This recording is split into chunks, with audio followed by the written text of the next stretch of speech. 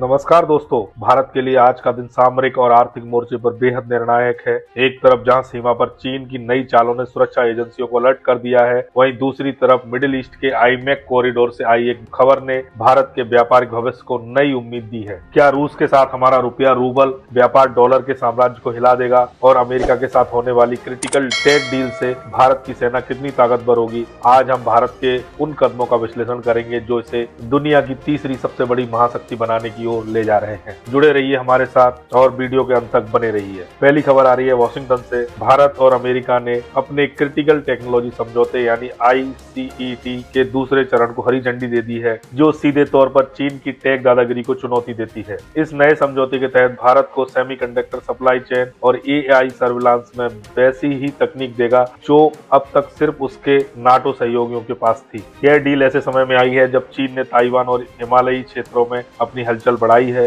America अब भारत को एक ग्लोबल मैन्युफैक्चरिंग अल्टरनेटिव के रूप में तैयार कर रहा है ताकि चीन पर निर्भरता कम की जा सके। इसका सबसे बड़ा फायदा भारत के डिफेंस सेक्टर को होगा, जहां प्रेडेटर, ड्रोन्स और जेट इंजनों का को प्रोडक्शन अब फास्ट ट्रैक पर आ गया है। भारत और अमेरिका की यह बढ़ती नजदीकी बीजिंग के लिए एक बड़ा सिरदर्द साबित हो रही है। अगली खबर आ रही है पड़ोसी देश पाकिस्तान से जुड़ी एक चिंताजनक खबर है। पाकिस्तान में महंगाई और कर्ज के बोझ ने एक बार फिर आर्थिक इमरजेंसी जैसी हालत पैदा कर दी है। पाकिस्तान का विदेशी मुद्रा भंडार खतरनाक स्तर तक गिर गया है। चीन और सऊदी अरब से नए कर्ज मिलने में हो रही देरी ने शहबाज शरीफ की मुश्किलें बढ़ा दी हैं। भारत की सुरक्षा एजेंसियां सीमा पर कड़ी नजर रखे हुए हैं। रक्षा जानकारों का मानना है कि अंदरूनी दबाव को कम करने के लिए पाकिस्तान की सेना सीमा पर सीज फायर का उल्लंघन कर सकती है। हालांकि भारत ने साफ कर दिया है कि वह पाकिस्तान के अंदरूनी मामलों में दखल नहीं देगा, लेकिन नार्को टेररिज्म और घुसपैठ को लेकर जीरो टॉलरेंस की नीति जारी रहेगी। पड़ोस में अस्थिरता भारत के लिए हमेशा एक सुरक्षा चुनौती रही है और एजेंसियां हाई अलर्ट पर हैं। अब अगली खबर रूस से।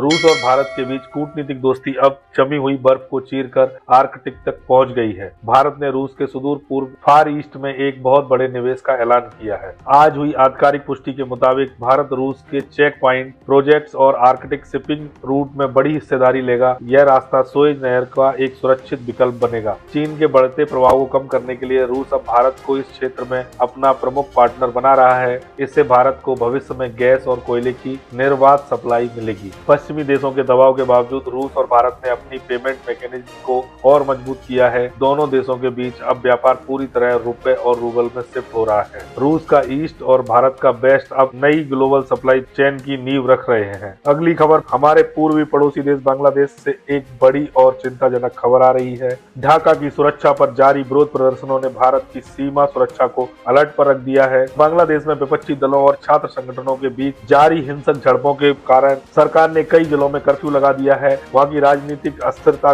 का सीधा असर भारत के उत्तर पूर्वी राज्यों पर पड़ रहा है। गृह मंत्रालय के आदेश पर BSF ने पश्चिम बंगाल, असम और मेघालय सीमा पर हाई अलर्ट जारी कर दिया है। डर है कि अस्थिरता का फायदा उठाकर चरमपंथी तत्व सीमा पार करने की कोशिश कर सकते हैं। खुफिया रिपोर्टों के मुताबिक सीमावर्ती इलाकों में लोगों की आवाजाही पर कड़ी नजर रखी जा रही है ताकि 1971 जैसे किसी बड़े माइग्रेशन क्राइसिस कोई स्थिति पैदा न हो। बांग्लादेश में शांति भारत के एक्ट ईस्ट विजन के लिए बेहद जरूरी है और नई दिल्ली इस स्थिति पर बारीकी से नजर बनाए हुए है। लद्दाख और अरुणाचल सीमा पर चीन की चालाकियों का जवाब देने के लिए भारत ने अपनी वाइब्रेंट विलेज योजना की रफ्तार दोगुनी कर दी है। नई सैटेलाइट तस्वीरों से खुलासा हुआ है कि चीन ने LAC के करीब 50 से ज्यादा नए मॉडल विलेज तैयार कर लिए हैं। ये गांव सिर्फ रिहायशी नहीं बल्कि चीनी सेना के लिए लॉजिस्टिक हब का काम करेंगे। भारत ने इसके जवाब में अरुणाचल के सीमावर्ती गांवों में 4G कनेक्टिविटी और ऑल वेदर रोड्स का जाल बिछा दिया है। सेना ने प्रलय मिसाइलों की तैनाती को भी हरी झंडी दे दी है, जो चीन के किसी भी दुस्साहस को रोकने में सक्षम है। भारत के विदेश मंत्रालय ने साफ कर दिया है कि सीमा पर यथास्थिति को बदलने की किसी भी कोशिश को करारा जवाब दिया जाएगा। हिमालय की चोटियों पर जारी यह इंफ्रास्ट्रक्चर वॉर आने वाले दिनों में और तेज होने वाला है। अगली खबर मिडिल ईस्ट में चल रहे तनाव के बीच भारत के लिए एक बहुत बड़ी और सकारात्मक खबर आई है। IMEC Indian middle east Europe corridor पर फिर से काम शुरू होने जा रहा है। सऊदी अरब और UAE ने भारत को भरोसा दिलाया है कि वे इस कॉरिडोर के लिए अपनी जमीन पर रेलवे ट्रैक और पोर्ट्स का विस्तार जारी रखेंगे। यह कॉरिडोर चीन के बेल्ट एंड रोड इनिशिएटिव का सबसे बड़ा कॉम्पिटिटर है।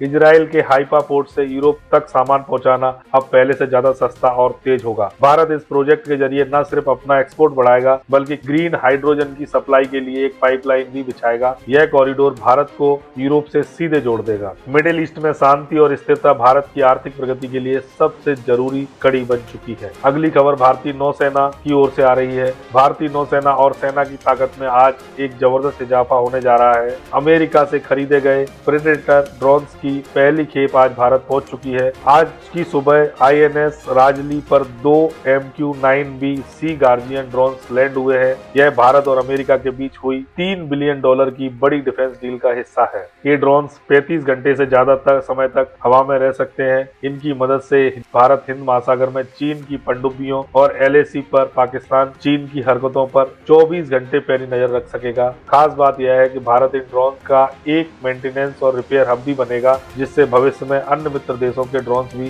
सर्विसिंग के लिए भारत में आएंगे। हंटर कलर ड्रोन्स की यह एंट्री भारत की नो फ्लाई जोन क्षमता को अगले लेवल पर ले जाएगी। अगली खबर चीन और पाकिस्तान से। पाकिस्तान और चीन ने भारत की संप्रभुता को दरकिनार करते हुए CPEC यानी चीन पाकिस्तान इकोनॉमिक कॉरिडोर के दूसरे फेज पर विवादित ऐलान किया है। बीजिंग में हुई एक गुप्त बैठक के बाद चीन ने पाकिस्तान अधिकृत कश्मीर से गुजरने वाले नए इंफ्रास्ट्रक्चर प्रोजेक्ट के लिए $10 बिलियन के नए निवेश की घोषणा की है। भारत के विदेश मंत्रालय ने इस पर कड़ा ऐतराज जताया है। भारत ने साफ कर दिया कि गैर कानूनी तरीके से कब्जाए गए क्षेत्र में किया गया कोई भी विदेशी निवेश अंतर्राष्ट्रीय कानूनों का उल्लंघन है। रक्षा जानकारों का कहना है कि यह प्रोजेक्ट सिर्फ आर्थिक ताकत नहीं बल्कि सामरिक है। चीन अब सीधे तौर पर पाकिस्तान की मदद से भारत के पश्चिमी बॉर्डर पर अपनी मौजूदगी बढ़ाना चाहता है। भारत ने वैश्विक मंच पर इस मुद्दे को उठाने की तैयारी कर ली है, जिससे आने वाले दिनों में तनाव बढ़ना तय है।